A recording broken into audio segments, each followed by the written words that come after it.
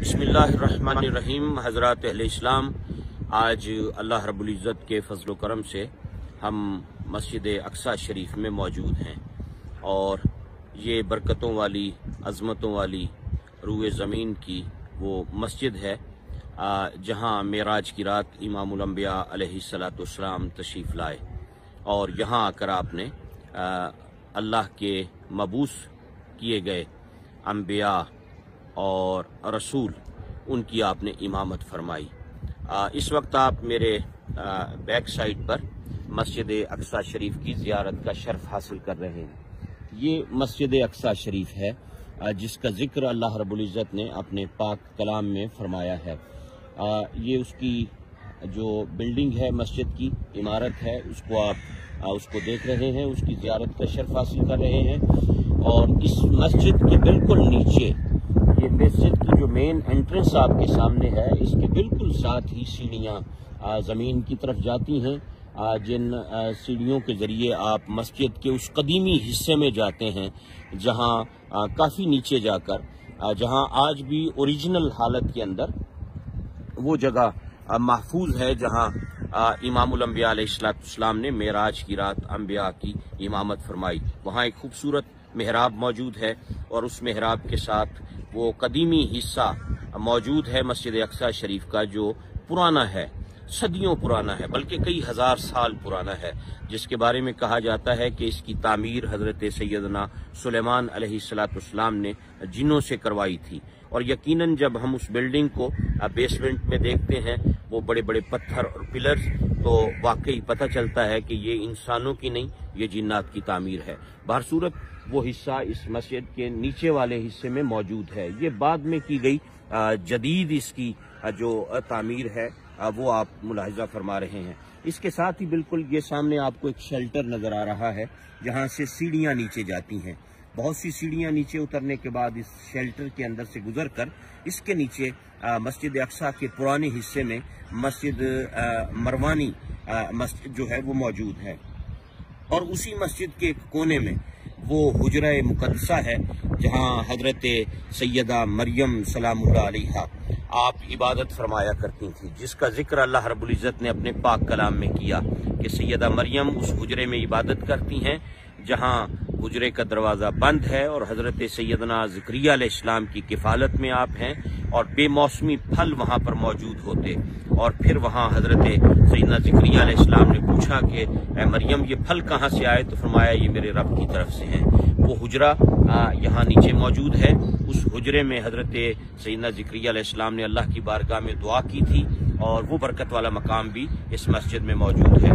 और इसी मस्जिद के बिल्कुल दाईं जानिब, वहाँ बिल्कुल कॉर्नर पर इन दरख्तों के पीछे मस्जिद बुराक मौजूद है। मस्जिद बुराक वो है जहाँ इमामुल अंबिया अलैहिस्सलाम ने मेराज की रात जब आप तशरीफ़ लाए तो वहाँ आपने अपने बुराक को बांधा था। तो वो भी काफ़ी डीप है, तकरीबन 37 सीढ़ियाँ नीचे जाना पड़ता है। और फिर वहाँ दीवार में एक हुक लगा हुआ है जो इस बात की निशानदेही करता है कि ये वो जगह है जहाँ मेराज की रात बुराक को बांधा गया था। और इसी दाईं जानिब जब हम थोड़ा सा आगे जाते हैं तो हमारे बड़े सगीर पाक हिंद में तहरीक खिलाफत में जिन शख्सियात का नुमाया नाम है, उनमें हज़रत मौलाना मोहम्मद अली जौहर रहमतुल्लाह अलैह, जो दो भाई थे, मौलाना शौकत अली और मौलाना जौहर अली, उनमें से मौलाना जौहर रहमतुल्लाह अलैह जो हैं, उनकी कब्र भी यहीं पर मौजूद है। चूँकि आपने वसीयत की थी मैं ग़ुलाम मुल्क में दफन होना पसंद नहीं करता, तो उनकी तदफीन फिर यहाँ पर हुई, उनकी कब्र भी यहाँ मौजूद है। और मुख्तलिफ मकामात हैं, मुख्तलिफ बुजुर्गान दीन की कब्रें हैं यहाँ पर।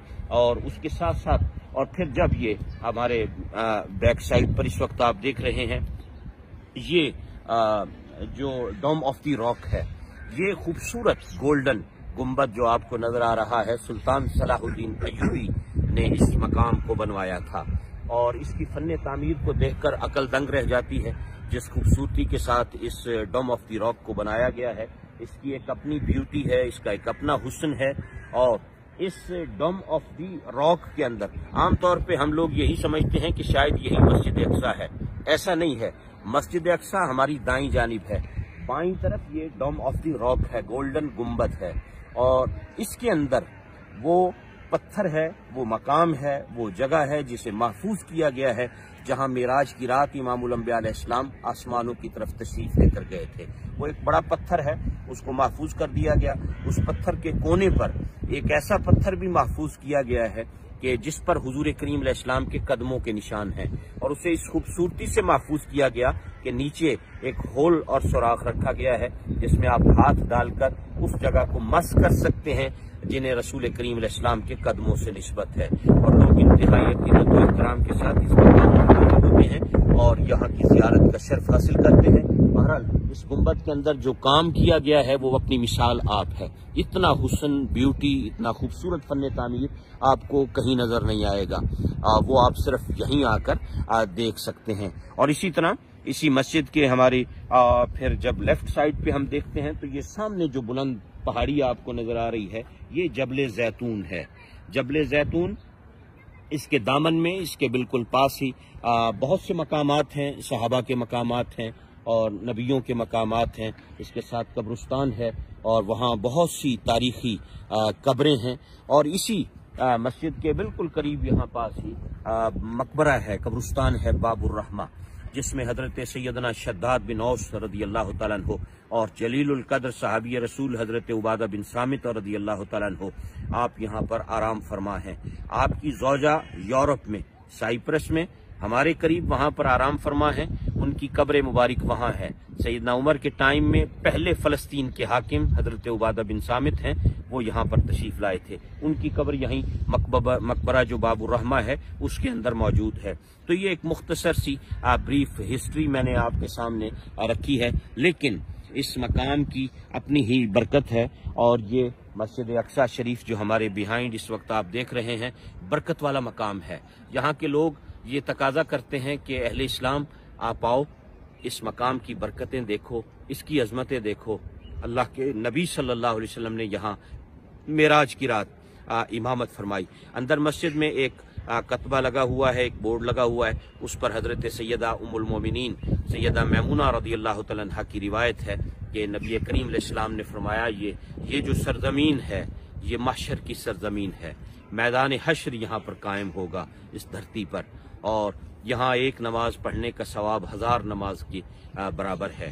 تو وہ حدیث بھی لکھی ہوئی ہے، اور تمام اہل اسلام کی خدمت میں یہ گزارش بھی ہے، ریکویسٹ بھی ہے، جب بھی آپ کو زندگی میں موقع ملے کوشش کریں آپ حرم مکہ کی زیارت کے لیے جاتے ہیں، حرم مدینہ کی زیارت کے لیے جاتے ہیں، کبھی اس حرم کی زیارت کے لیے بھی آئیں، کبھی مسجد اقصی کی زیارت کے لیے بھی آپ یہاں پر ضرور حاضر ہوں اور یہاں کی برکتیں دیکھیں۔ کتنی عظمت والی یہ سرزمین ہے، برکت والی سرزمین ہے، یہاں کے لوگ آپ کے منتظر ہیں، وہ یہ چاہتے ہیں کہ آپ آئیں اور یہاں آ کر اس علاقے کی عظمت اور یہاں کی افادیت اور یہاں موجود جو انبیاء کے مزارات ہیں، جو صالحین اور صحابہ کی قبریں ہیں، ان کی زیارت کا شرف حاصل کریں۔ اور سب سے بڑی بات یہ ہے اس سرزمین پر کہ یہاں کے بسنے والوں نے، اور یہ سب اہل سنت ہیں الحمدللہ، اور مزے کی بات ہے کہ یہاں اور آس پاس کی ہر مسجد میں اذان کے بعد سپیکر پر بلند آواز سے رسول کریم علیہ السلام کی ذات پر درود پاک بھی پڑھا جاتا ہے۔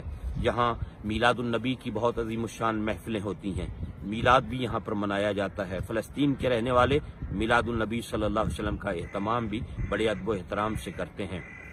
اور پھر یہاں ہماری ملاقات یہاں کے علماء سے بھی ہوئی، یہاں کے لوگوں سے، وہ آپ کے منتظر ہیں، وہ کہتے ہیں ہم اور آپ سے کچھ تقاضا نہیں کرتے، کچھ نہیں مانگتے، ہماری صرف اتنی ڈیمانڈ ہے کہ کبھی آپ آئیں اور آ کر مسجد اقصی شریف کی زیارت کا شرف حاصل کریں، یہاں پر بیٹھیں، یہاں دیکھیں، اور یہاں ہر چیز محفوظ ہے، یہاں ہسٹری آپ کے لیے محفوظ ہے، یہ یہاں کی ایک بڑی خصوصیت ہے۔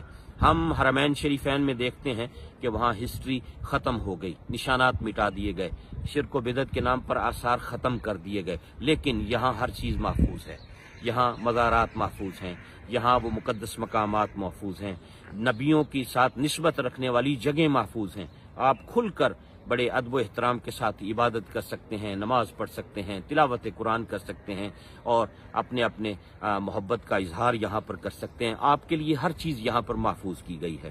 تو اللہ رب العزت اپنے محبوب کریم علیہ السلام کا صدقہ اس جگہ کے فیوز و برکات سے ہمیں وافر حصہ نصیب فرمائے، اور جتنے بھی احباب نے ہمیں دعاؤں کے لیے کہا اللہ رب العزت ان تمام کی حاجات کو پورا فرمائے، اور خداوند قدوس اس جگہ کو محفوظ رکھے اور اس کے فیضان سے امت مسلمہ کو وافر حصہ نصیب فرمائے، آمین۔